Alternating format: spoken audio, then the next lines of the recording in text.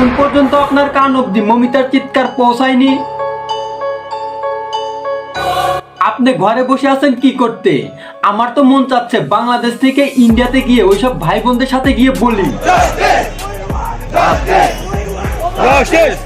এই হোয়াটসঅ্যাপ বাজান, this is Shakil. আপনারা একটাবার চিন্তা করেন, একটা মেয়েকে কতজন মিলে ধর্ষণ করলে তার দেহ থেকে 150 গ্রাম স্পাম পাওয়া যায়, যেখানে একটা পুরুষ সর্বোচ্চ 5 থেকে 6 গ্রাম স্পাম ত্যাগ করতে পারে।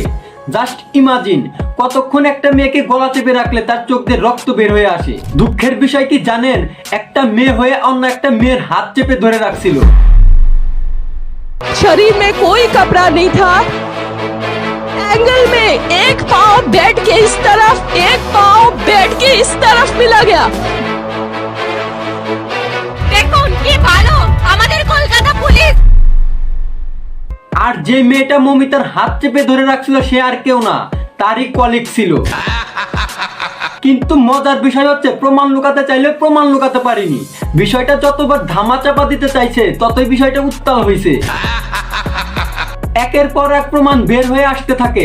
হাউসটা এদেরকে দিয়ে ওই নেক্সাসটা চালাতেন, তারা ওখানে একটা সেক্স র্যাকেট চালাতো, তারা একটা ড্রাগ র্যাকেট চালাতো। ড্রাগ র্যাকেট মানে ওই যে ওটাতে বলেছে না, ড্রাগ মানে শুধু ওই অনেক কুলাঙ্গারের বাচ্চারা দেখলাম বলতেছে একটা মেয়ে হয়ে ওইখানে থাকার কি দরকার ছিল, বাড়িতে গেলেও তো পারতো। আরে বাজান, 36 ঘন্টা ডিউটি করে রাত 3টার সময় কেমনে একটা মেয়ের সাহস হবে একই অটোতে সে বাসা অবধি পৌঁছাবে? আর তাছাড়া রাত 3টা অবধি কোন অটোওয়ালা রাস্তায় থাকে? আর ধরলাম যে রাস্তায় অটোওয়ালা ছিল, কিন্তু রাস্তায় যদি ওই মেয়েটা ধর্ষণ হয়ে যেত তখন আপনারা কি বলতেন?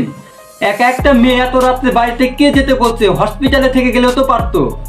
হ্যাঁ, জাস্ট একটাবার ইমাজিন করেন, একটা মেয়েকে 3টা থেকে 5টার মধ্যে ধর্ষণ করে মেরে ফেলা হয়েছে। তার ফ্যামিলিকে ফোন দেওয়া হয়েছে আরো 5 ঘন্টা পর। সেই ফ্যামিলি যখন তার মেয়েকে দেখতে আসে তখন তাকে আরো 3 ঘন্টা পর তার সাথে দেখা করার সুযোগ করে দেয়। কিন্তু তার মা যখন তার মেয়েকে দেখতে যায় তখন সে উলঙ্গ অবস্থায় থাকে। জাস্ট ইমাজিন, মেয়েটার গলা এমন ভাবে চাপ দিয়ে ধরে রাখা হয়েছিল, চোখ দিয়ে রক্ত বের হয়ে আসছে, গলার হাড় ভাঙা ছিল, পায়ের হাড় ভাঙা ছিল, আর শরীরে 113টার মতো কামড়ের দাগ ছিল। আপনি জাস্ট একটাবার ভাবেন, এই ঘটনাটা যদি আপনার মার সাথে, আপনার বোনের সাথে হতো তাহলে আপনি কি এখনো ঘরে বসে থাকতে পারতেন? বাই।